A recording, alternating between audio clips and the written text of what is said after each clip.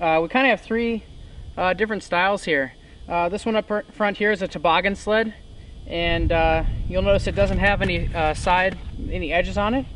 But the plastic that it's used in making this sled is really slick, so it moves across the snow really nicely. Everything is very narrow, and you kind of have to watch your height a little bit because it does get a little tippy.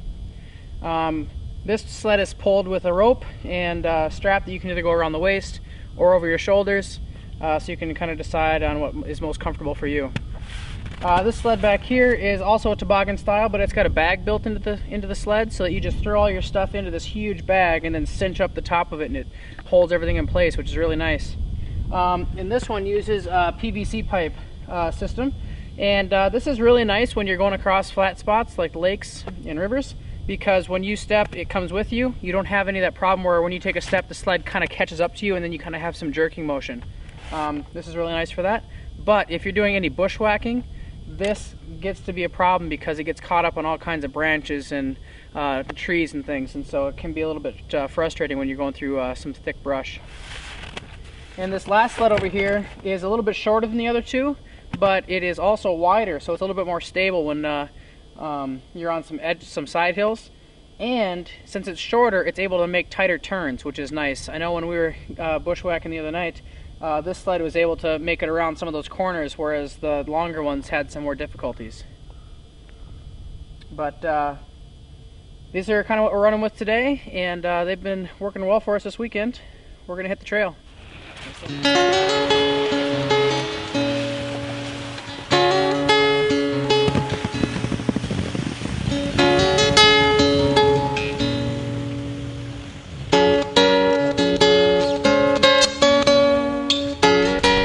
We're taking off a good lake right now, and we're coming up to the portage.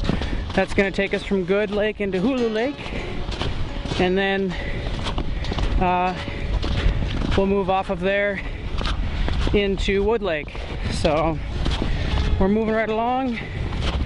The snow is really punchy, so I'm sure here in about 2 hours, after the sun's had some time to work its magic, it's going to be some kind of tough going for us. But man, it is a beautiful spring day. I've got just my base layer on, and it's gorgeous. Couldn't have picked a better weekend to head out.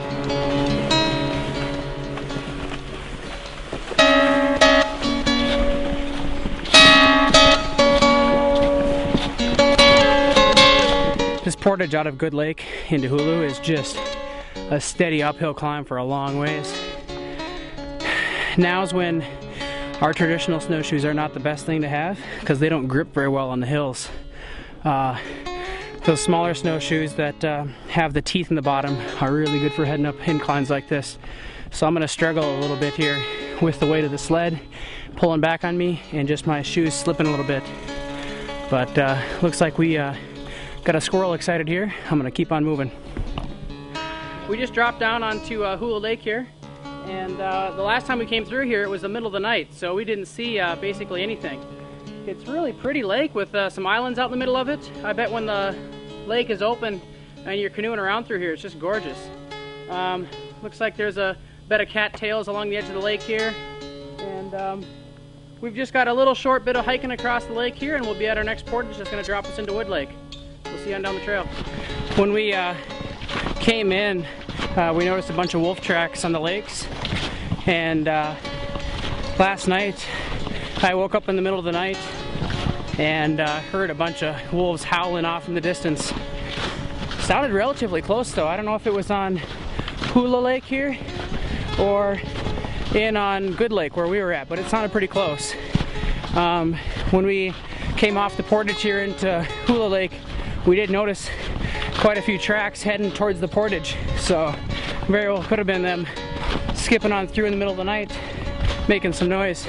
It's really cool though, laying in the tent listening to those things sing at the stars.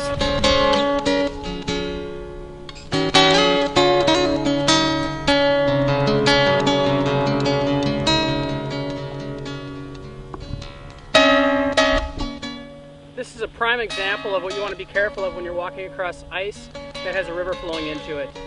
You'll notice that the water is actually eating into the lake ice right here, and it's working its way out into the middle. So when you come across an area like this, you want to be sure to really make a good wide sweep around the outside edge, so that you just make sure you're well aware of where the thin ice is and that you're going to be in a safe spot.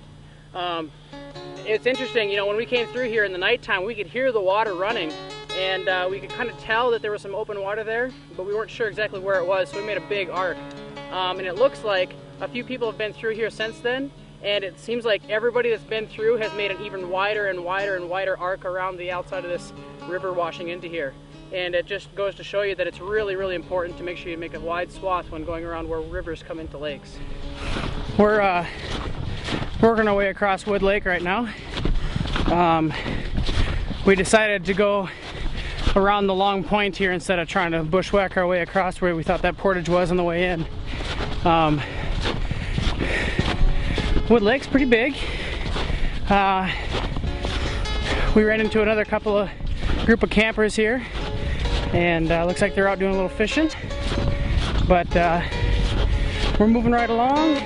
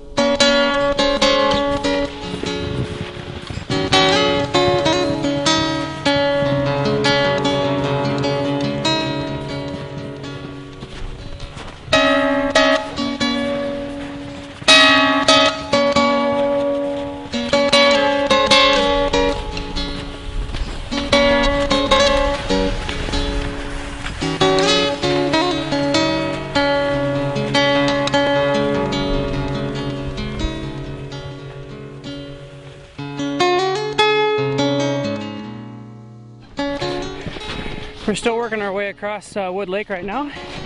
I'd say we're about halfway across at this time, and I can almost pick out the portage up ahead, the far end of the lake. Even though the snow is pretty clumpy and wet, it's not sticking to my snowshoes, which is really nice. When the snow starts really sticking to your snowshoes pretty hard, it adds a ton of weight to them and makes it pretty tough to keep going. Actually, when we went into Hegman, we had that problem. We'd have to stop every once in a while and take our shoes off and break the snow pieces off of them that had started to build up. But we're lucky on this trip, it's not an issue. We're going to be getting into the portage here shortly.